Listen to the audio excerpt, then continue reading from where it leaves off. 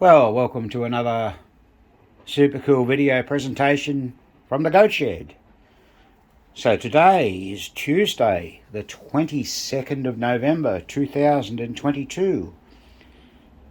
And we have Icarus from Recel from 1977.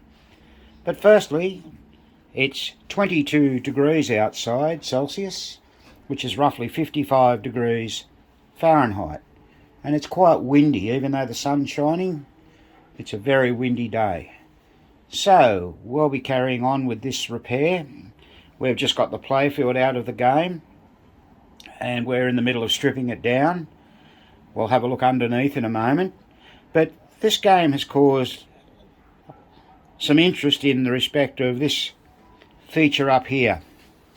So what this is, there's 3 drop targets and 3 stand-up targets behind.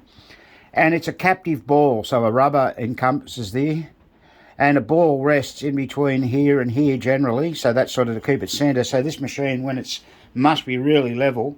And you have the captive ball in there, and simply the way it works is the ball bangs against there and flicks the ball forward.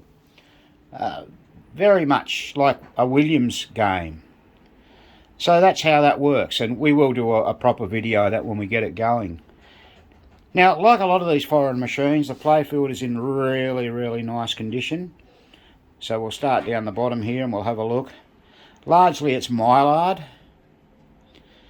And it sort of seems like that was being done in the really early days. It's a bit bubbly in some places, but this will clean up lovely.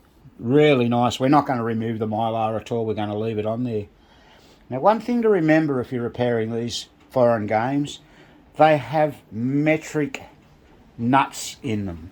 So this particular one, we needed a 7mm and a 6mm nut driver to get things out of the game. So always remember that your imperial stuff's no good. Now the good news is for us here in Australia, we have those readily available, but maybe in America you don't. But they're not hard to obtain, I guess, you know, Amazon, etc. So it's got a bonus array ladder. We'll have a look at that in a moment.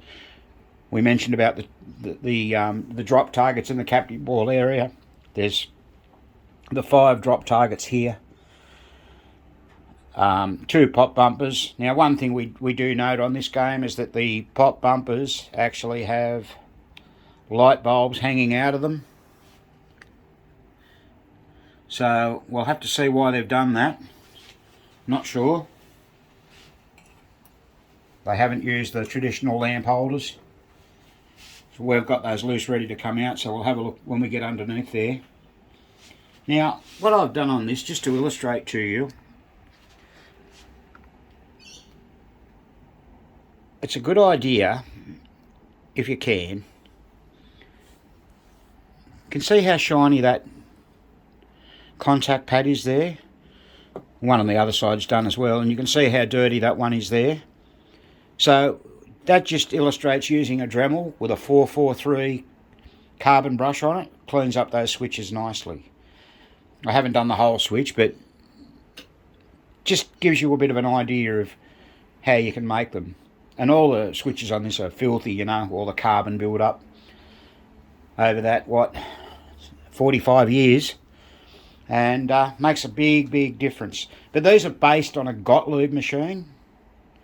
So, you know, the bumper bodies are Gottlieb, the lane guides seem to be their own. They're a bit thicker than a Gottlieb one.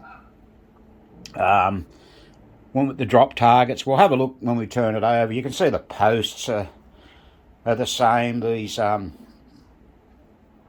posts that Gottlieb use. These style, even the flipper bats are Gottlieb.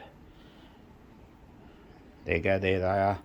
There's one of them. And the good news is neither of them are cracked, so we don't need to replace those, but we'll have to do some rubber work on it.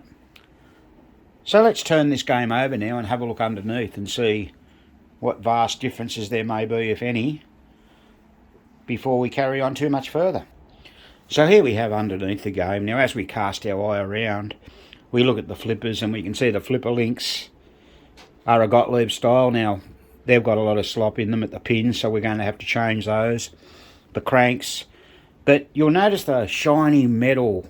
It seems that these people made their own stuff of license off Gottlieb, I'd imagine. And quite often when you go to fit another Gottlieb part on, like a stepper, I've noticed in the past, particularly say on the coil bracket where they break, they don't fit real good. So their engineering wasn't probably quite as good as, or nowhere near as good as Gottlieb's, I probably would say. There's the drop targets. Now, once again, they're the same, but you can see that metal. There's the ones in that captive ball thing. And this is what I mean here. Where are we here?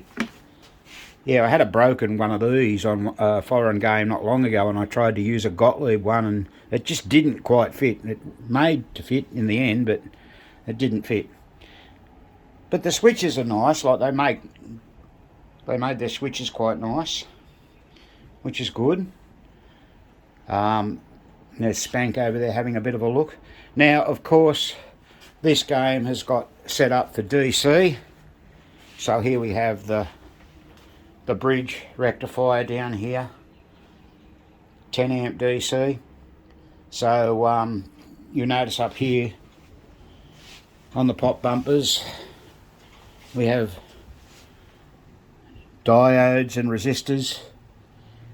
We got caught out on a Playmatic game not long ago where we didn't really check that, and we had a bad diode on one that gave us some sort of problems. But just visually looking at this as we are now, we can't see too many major problems. We'll obviously have a closer look at it. You found anything there, Spanky? He's still looking. Here's the other side of the drop targets. And the other side of this target bank here, you can see they used a different pin. See this on the, it's sort of flat. But it's the same concept, same frame, but yeah, they made them themselves. Well, I'm going to assume they did. I'm sure they did, because they're definitely not the metal that came out of the Gottlieb factory. So let's just have a quick look at this step unit while we're on the job. Where are we? We'll just, let's reset, and does it step? Oh yes, it's actually working. But we'll still pull that apart and give it a good clean and everything, because it's got a lot of grease and crap all over it. Not too sure what we're going to have to do with the drop targets yet. And as I mentioned, the flippers are going to need doing. Let's just go and find the back box and have a look at that. Oh, so here it is here. We can't actually get around to the back of it at the moment, but it's got quite a nice back glass. Once again, these foreign machines seem to have nice back glass. This is like a beach theme, speed boats and hang gliding, pretty girls in bikinis. The only downside of this is the cabinet is made of particle board. So you have a look at this. So you can see the bottom of that cabinet's getting chewed away badly. Now, the guy only bought this recently, and he is thinking maybe, if he likes the game, that he might get a new cabinet base for it. These will be available soon.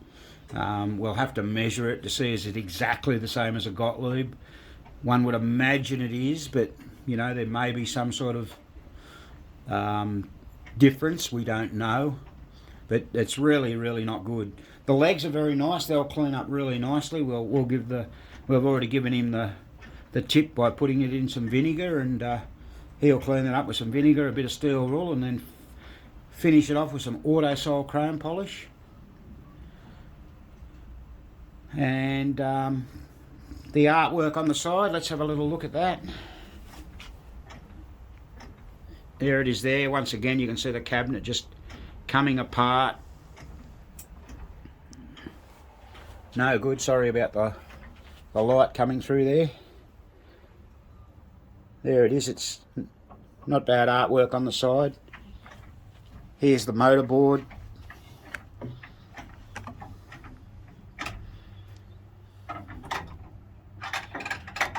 Once again, they changed the style of relays they use, the trip bank, even the motor. So they've gone their own little way. They've used Gottlieb's, how would we say, engineering technology, but re-engineered some of the stuff themselves.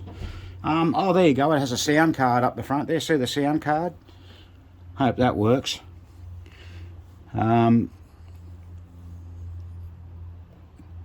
Yeah, so this should be fun to do. And they paint everything on the, they're not labels, they're painted on, so fortunately you know what each relay is. Notice the score motor, it's sort of sitting differently than a Gottlieb one, so that'll be different as well. So yeah, we'll have a bit of fun here getting this going, and it should come up nicely and play very nicely. So we better get on with it and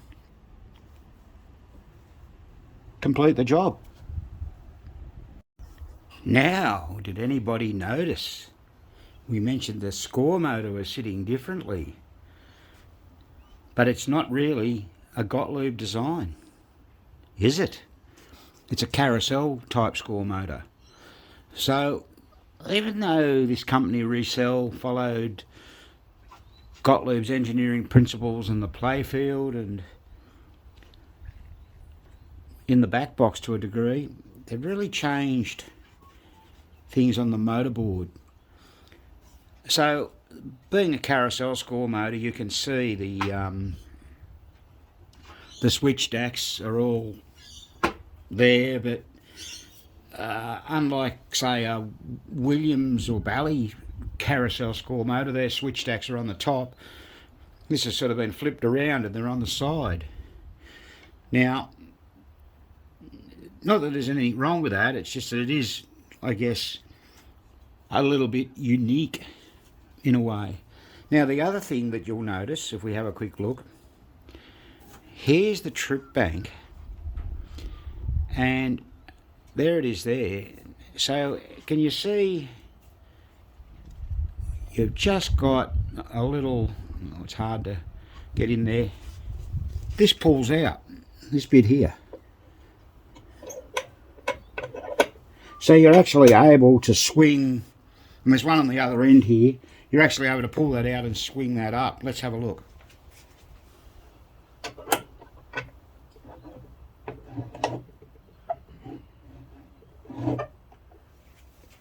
So you can swing that around for servicing. I suppose that's fairly clever. It might even come right out. I don't remember working on one of these for a long time. So that score motor, that's fairly good. The way they've done that, you can get it everything fairly easily.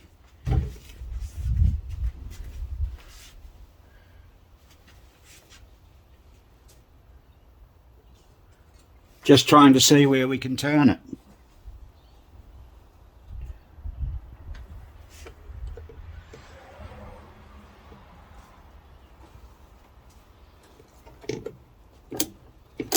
There we go.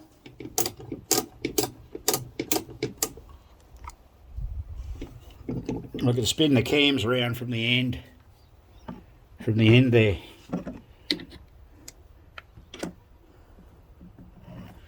Oh, it's had a bit of an episode.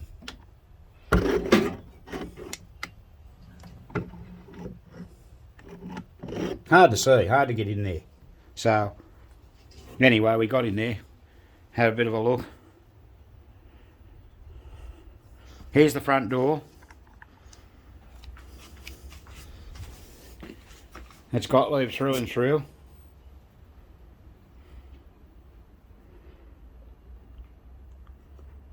Yeah, I don't know if that'll clean up or real well. The inside of it. It actually is a Gottlieb front door, so they can't have changed too much in there, can they? Coin mechs are there, which is unusual.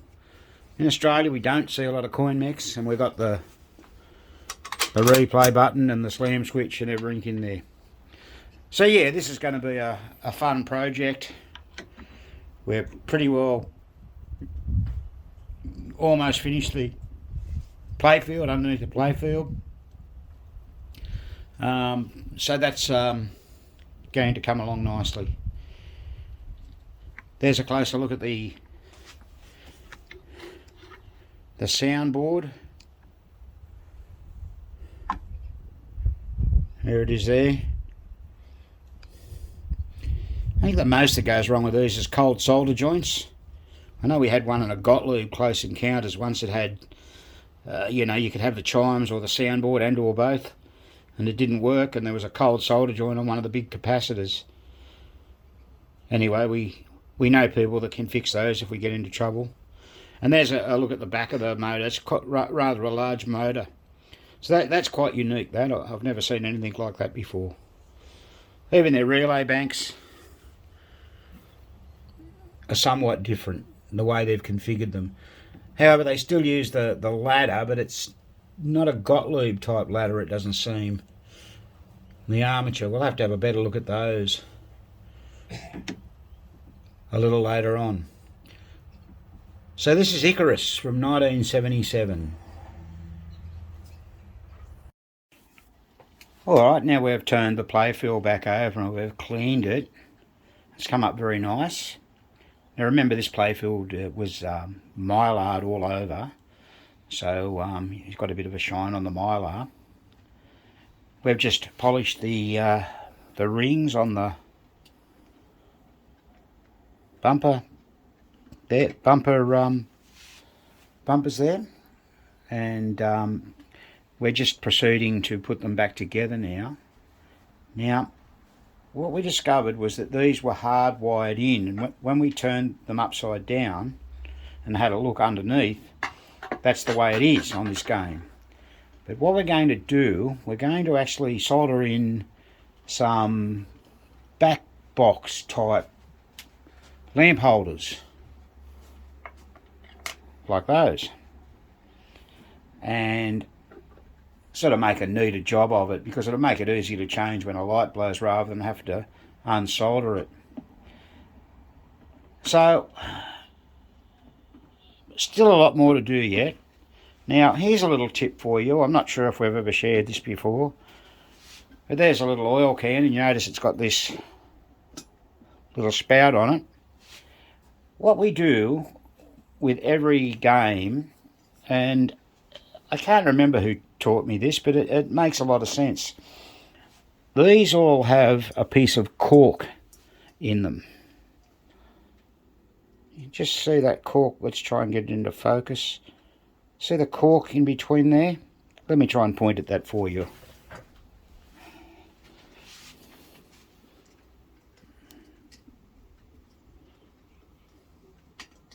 That's a bit of cork in there. Now, over time, that cork shrinks. So by putting a drop of oil down the hole like this, just a drop, that'll eventually get down on the cork and swell it back up to give a tighter connection between the lamp itself and the where the cork insulates the between the live and the ground. So it's up to you if you want to do it or not, but we do it all the time. Now what we're going to do now is, there's Graham's put the first bumper back together now. We're just going to have a look and get that all working, soldered up, and should work a lot better. Still got a bit more cleaning to do here. Notice that the side rails have been painted. If you had a look earlier on, they were sort of bare wood. We'll polished up all the metal bit. as we always do. This one's done as well. So it's not a full restore, but this is just something we do on all the repairs. It makes the machines go out looking a whole lot better than when they came in. We've cleaned all the targets, faces, and the drop targets have all been attended to as well, or on the mechanisms underneath, and cleaned, and they all should work nicely. So there's the screw going into the bumpers.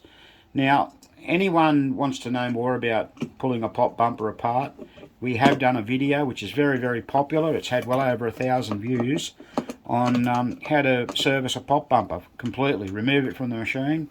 These are going back in now. And these are a little different because these are sort of, because the mylars in this bit was hard to get out, so we didn't really have to take that out. The bumper bodies were in quite good condition. So there's the skirt going back in. Wires being pulled up through. All sorts of fun.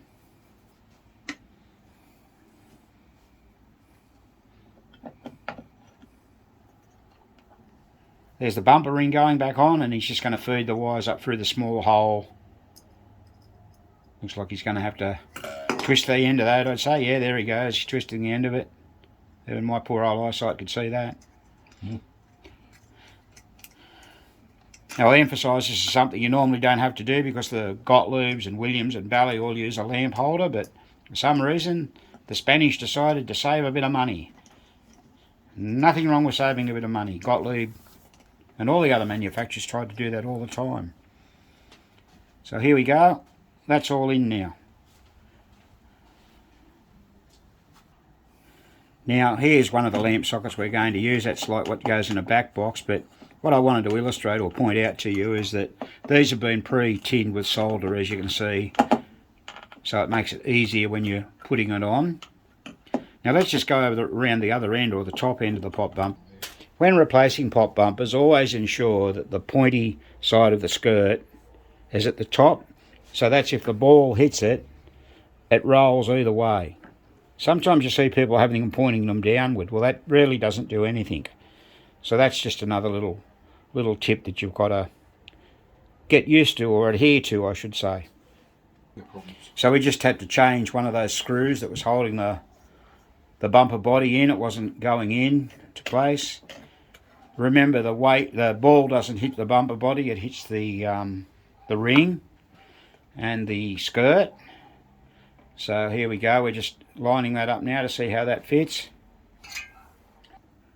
Right, so they're both in location now. Now it's best to put the globe in firstly, because there's really nothing to grip, just makes it a bit easier for you. Once again, that's up to you. Now, we'll try the cap. It should fit on there, but if it didn't, you know, the only two choices you've got are either get those slightly shorter bulbs. I can't remember the number. They were in a lot of the early 60s games, particularly in dead bumpers, and or, I guess, dare I say, an LED, but this should be okay. Let's have a look. There we go. Spanky approves. They both fit. Pity we haven't got new bumper caps for this, but anyway, the owner can worry about that a little later on. So now what we've got to do, because all the rings aren't in place, we've got to put the coil brackets and everything on underneath and finish the job off on the pop bumpers. So there are the pop bumpers just being refitted on to the ring stems, and it's just be a matter now of putting the 3 screws in the base for the bracket, and the 2 screws coming up through the ring where the Bakelite insulator is, and they'll be done. So we're pretty well finished underneath the playfield now. Not much more to do. We've rebuilt the flippers. We didn't end up changing the links because they were okay. They look old, but they were in quite good condition. So, you know, flipper kits are fairly expensive by the time we get them down under. So we saved that. And the end of stroke switches were quite good. They cleaned up with the Dremel quite nicely. So there's what happened with the flippers. And we had a couple of switches badly bent. We've pulled those out and fixed them, and we had the mylar interfering with the switch actuators. So the mylar was sort of sticking through the playfield, so we had to get a knife and cut around that part there. I don't think that was on. I think it was up here a bit further. Yeah, it was this one. That one there, and that switch was a bit bent, so we've attended to that. So all in all, it's a nice clean playfield underneath, as we alluded to before. When we get these bumpers in, we'll just get a meter and we'll check those diodes are all right. And then we'll be able to carry on with the next part of the game. You done? Oh, well, that's right too. We'll have to populate the playfield before we do anything else and put the rubbers on. Then we can put this playfield away, and then we'll either work on the motorboard or the back box.